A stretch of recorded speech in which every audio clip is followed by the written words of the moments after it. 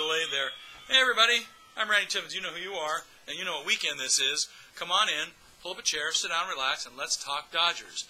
This is the only video podcast by fans, for fans, the first video podcast by fans, for fans, and the best video podcast by fans, for fans of your Los Angeles Dodgers. July 1st, 2016, have we got a show for you today, or what? And that's an or what. Yes, it's an or what. We had a pretty good series with the Brewers. We won the series. Now the Dodgers begin a season-long 10-game homestand against Colorado. Kershaw's on the shelf, we know that. But the newly acquired Bud Norris is going to go. He last pitched on Sunday, so he'll get the nod in Kershaw's place. Meanwhile, let's talk about yesterday. We got a lot of stuff to cover here.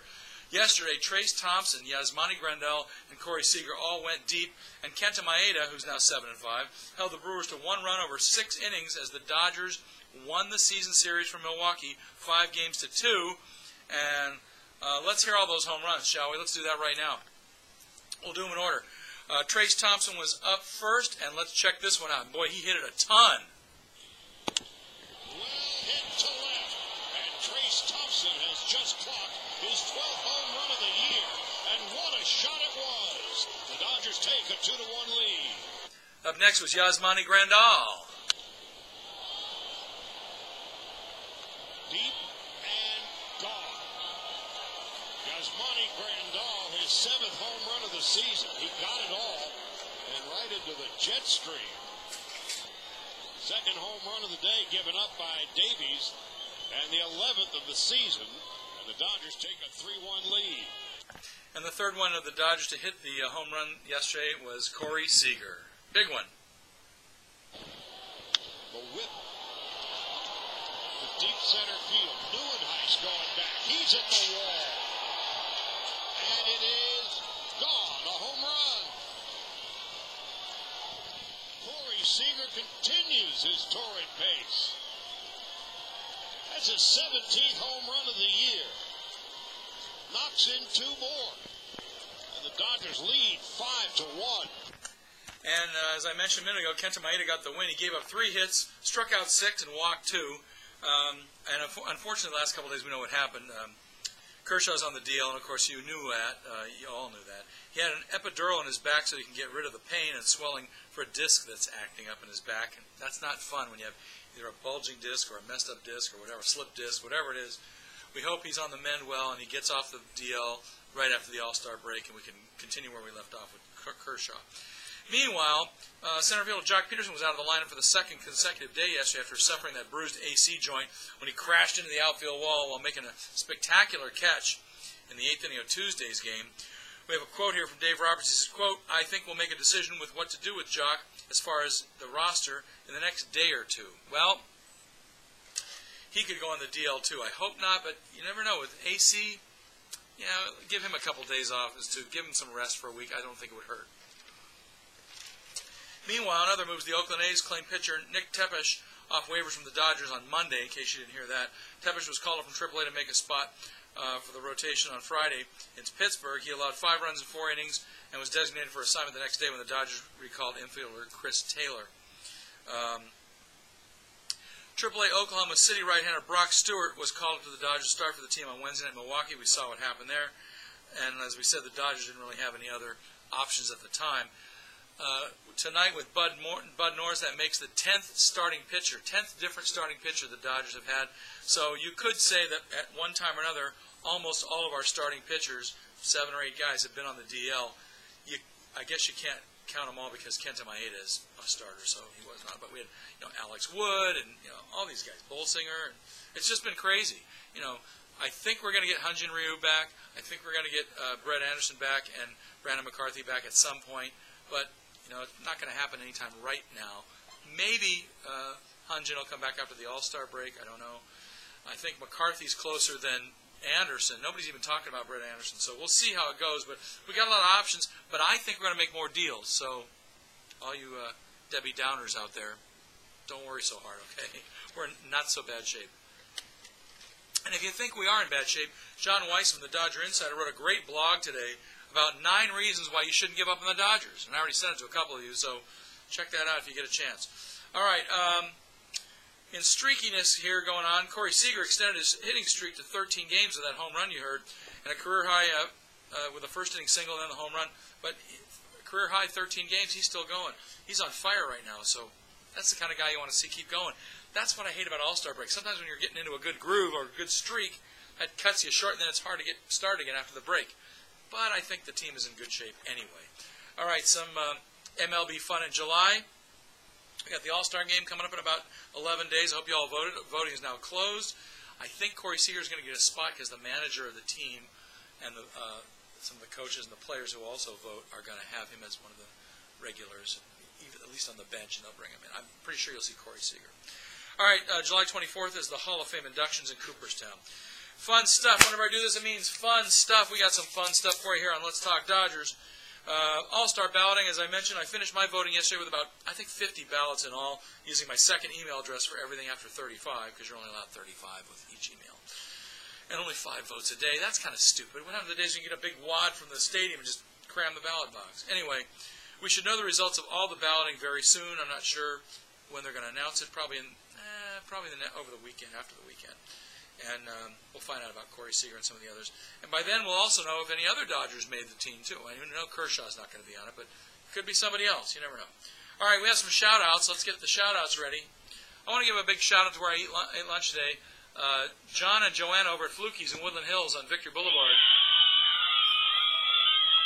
If you haven't tried it, in addition to the great hot dogs and hamburgers there, check out their Chipotle chicken sandwich. I highly recommend it. Very cool. Who else we got shout-outs for? Bobby K. Shout-out to you, buddy. Aaron G. Scott L. All my regulars. Lacey, big Ranger fan. And Roger and all those guys, all the spring training guys. Mark B. All my posse. We got to get to some games, guys. Stats of the day. We got one big one here for you. It's kind of cool. We heard his home run earlier. Trace Thompson homered in the second inning, as you heard. Catcher Yasmani Grandal connected in the fourth, as you heard. And shortstop Corey Seager followed suit in the fifth. It marked, this is a great one, it marked just the second time since the team moved west in 1958 that the Dodgers starting catcher, shortstop, and center fielder all had supplied homers in the same game. Last time it happened was rather recently. Catcher Diano Navarro, shortstop Justin Sellers, and center fielder Matt Kemp in a game against the Astros 5 years ago in 11. But before that, you have to go back to the Dodgers' days in Brooklyn. The Hall of Fame trio of Roy Campanella, Duke Snider, and Pee Wee Reese did it 3 different games. Wow. So that's kind of a weird stat. You never see that, and it was rare, but it happened yesterday. And you heard it here on Let's Talk Dodgers. Trace Thompson, Yasmani Grandal, Corey Seager. 3 guys up the middle. This date in Dodger history and an amended this date in Dodger history. Let's go first with July 1st, since that's today, Friday. We're not going to see you before the 4th of July, so that's why we're waving the flag early and telling everybody have a happy bang-up 4th and a safe and sane 4th of July. We're probably going to run the show Tuesday and Friday next week, maybe a little more. But on this date, July 1st, 2011, not that far ago, 5 years ago, same year we're just talking about. In the 7th inning of a 5-0 interleague victory over the Angels in Anaheim, D. Gordon steals second and third base, and then he completes the stolen base cycle by swiping home. The Dodgers shortstop becomes the 40th Major League player to accomplish this trifecta in the same inning. Wow, that's crazy.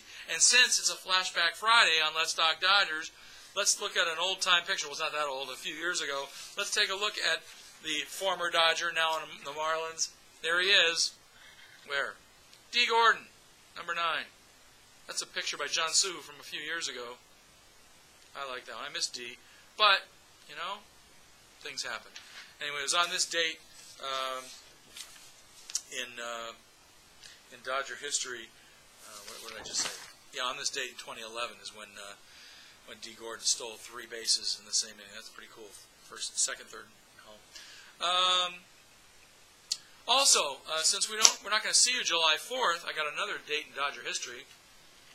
How about July 4th, 1976, the bicentennial day that it happened? We're celebrating the 200th anniversary of the country and the United States that day. And I'll never forget, I was home. I think I was in grade. No, I was in college. I was in my 3rd year of college.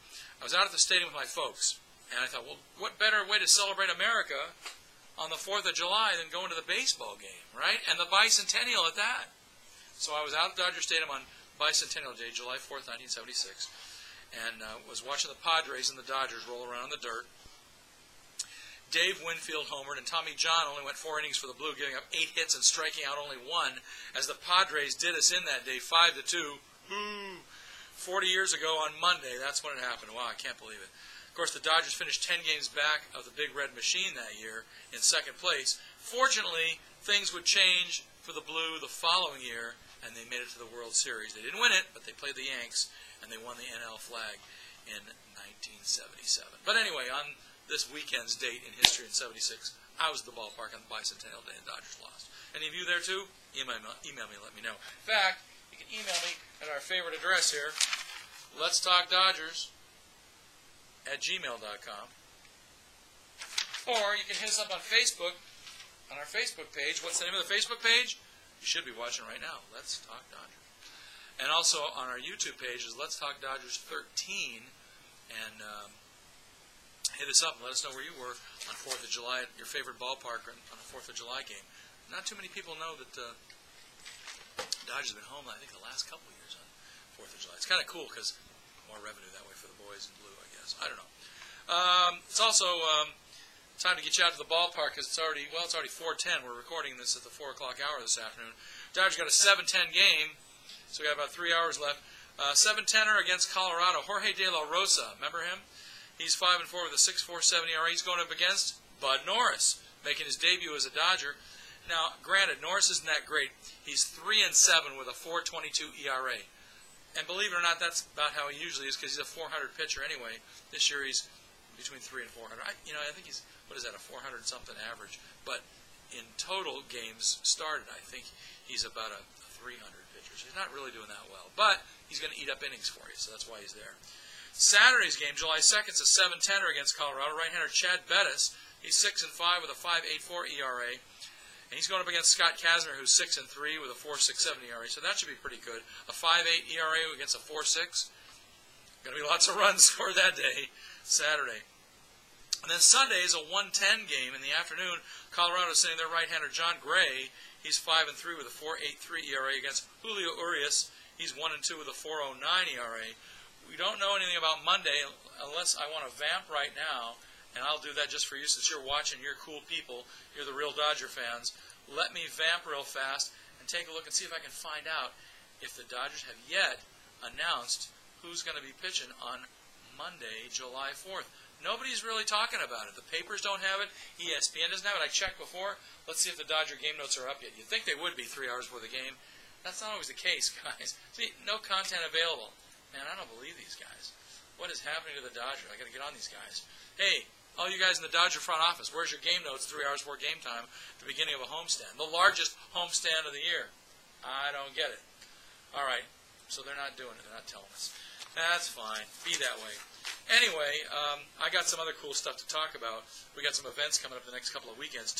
This weekend, Saturday, July 3rd, Sunday, July 3rd, Pedro Guerrero, from 1 to 2 p.m., I think, is going to be the Ultimate Pastime, 1614 South Carlos Avenue, Unit K in Ontario, California, signing autographs and doing pictures. And then next weekend, July 10th, at the Frank & Son Collectible Show, Eddie Murray is going to be there from 11 until 1. Former Dodger, and of course Orioles great, and Hall of Famer. So that'll be fun. And then later on in the month, we'll have a big, a whole bunch of guys be out there. We'll tell you about that later. Anyway, that's going to do it. I think that's going to be it. We'll be probably back on Tuesday. I don't know if we'll go back Wednesday and Thursday. It depends on what's going on with the team. We will try to let you know, but just keep watching Facebook. Our Facebook page is where most of it happens. You can also get us at Let's Talk Dodgers or at Randy Trumpet, but that's beside the point. Anyway, everybody, have a bang-up 4th of July. Hope you have a great, safe, and sane 4th of July, and don't do anything I wouldn't do. Be cool. And come on back on Tuesday, pull up a chair, sit down, relax, and let's talk Dodgers. And tell all your friends. Have a safe 4th of July.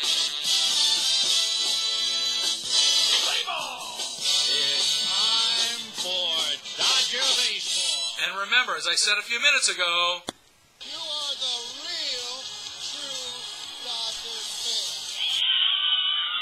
that's right. Let's beat up the Rockies this weekend. Go Blue.